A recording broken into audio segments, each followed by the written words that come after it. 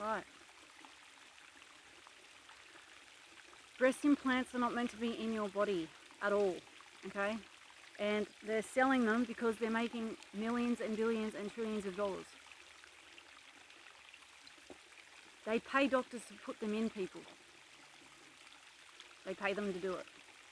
That's why it's a big cover-up. Why would a doctor say, oh yeah, it'd be the implants? Like, as soon as they say that, they're gone. You feel me? So,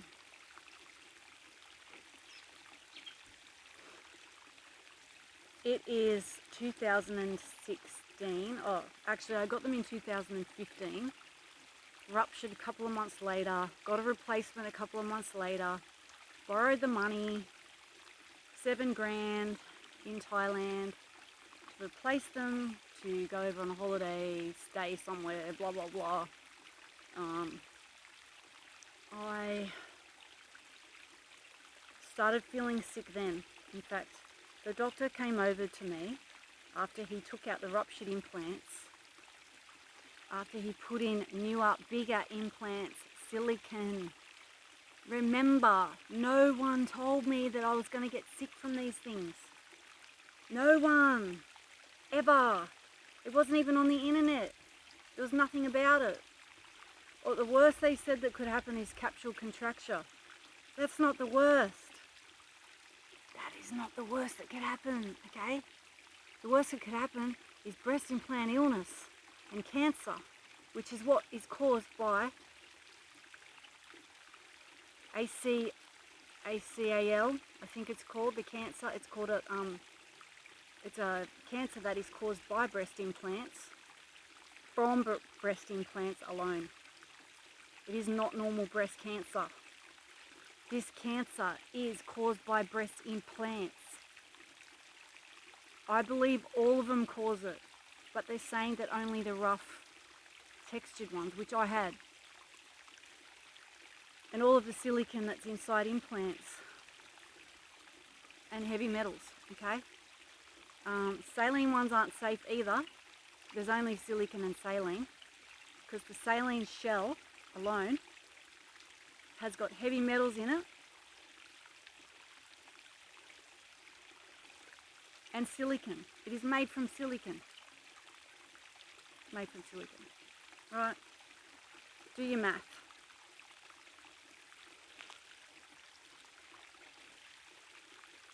It is made from silicone. Okay?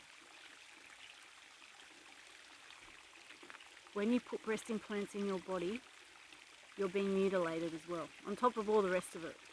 If they put it under your muscle, they are going to cut through your muscle.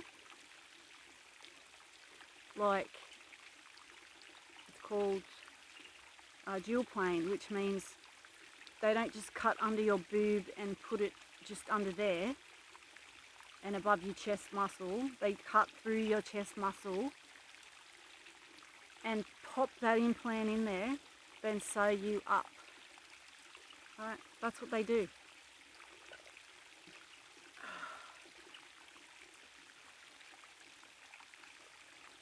Right, so that's chapter 2. Chapter 3 is years went by, moved so many times, and as I kept moving and trying to study and do all of that and break up with a partner and all the shit that went along with that, I was getting sicker. So I was doing 5 pole dancing classes a week for about a year. For about a year I did that, and the year before that I did like 1 a week, and I was pole dancing at home. And as time went on, I felt like I was like losing my breath. So I was at pole class, and we do a lot of we work out a lot, right? And I'm just like huffing and puffing and thinking, what is going on? I can't breathe. And I felt like something was searing through my body like the whole time. Like I felt like I was being poisoned. And as soon as I got back to Australia, before I did the pole dancing, of course, I'm chopping and changing the timeline, but because it's not linear, I will be doing that. It will make sense. I just need to tell my story. Okay, I just need to tell my story. That's what this is about. I got back to Australia and immediately thought my body was telling me to get them out. But I thought it was to get the implants out. In fact, what it was to get the implants out, and my body was screaming at me to get the silicone out because he'd left that in me. The doctor came to me after surgery, giving me back the busted implants. And he said, here you go, handing me the implants. One of them was splattered. He said I couldn't get all the silicone out.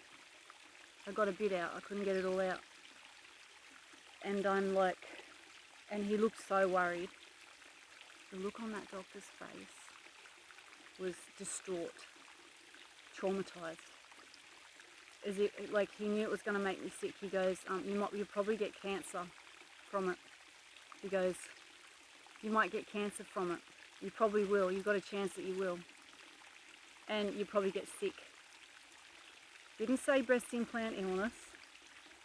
That was the end of it. Then I got back to Australia. Then I started to feel sick straight away. I got fat.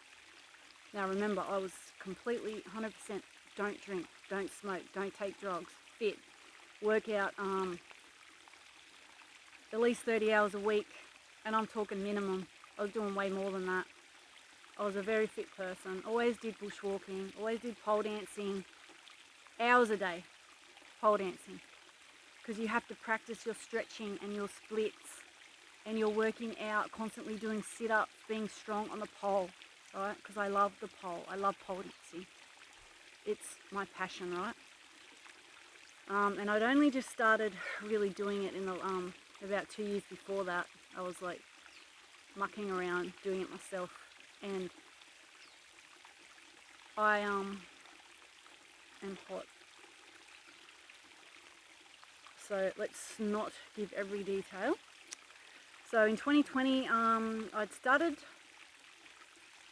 to notice that I had cellulite all over me, obviously. But with the pole dancing, I was keeping it at bay a little bit. And I was trying to work out, but I was so tired doing it. Like, I was exhausted. And I felt like I just,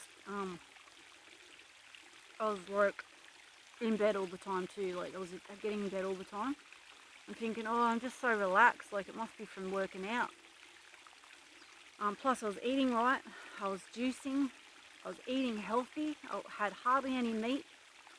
I had meat, but I didn't have a lot because it does my head in, eating meat.